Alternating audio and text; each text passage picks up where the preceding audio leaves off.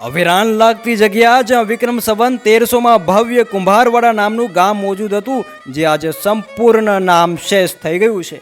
બસ બચ્યા છે થોડાક અવશેષો, માટીના ટુકડા અને રાખવારી જમીન. વાગડ પંથકમાં આવેલા ભીમાસર ગામથી 5 કિલોમીટરના અંતરે આવેલું હતું આ કુંભારવાડા ગામ. કુંભારવાડા એ કુંભા નામના અને લામકા શાખના ભરવાડે વસાવેલું ગામ હતું. તો અંગ્રેજોએ બનાવેલા નકશામાં આ ગામનો ઉલ્લેખ જોવા મળે છે. કુંભારવાડા ગામની જગ્યાએ હાલ હનુમાન દાદા અને બાજુમાં મુમાઈ માતાજી અને શક્તિ માતાજી બિરાજમાન છે. તો હનુમાન દાદાના મંદિર પાસે એક પાળિયો આવેલો છે, જે સતી માતાજીનો હોય એવું લાગે છે.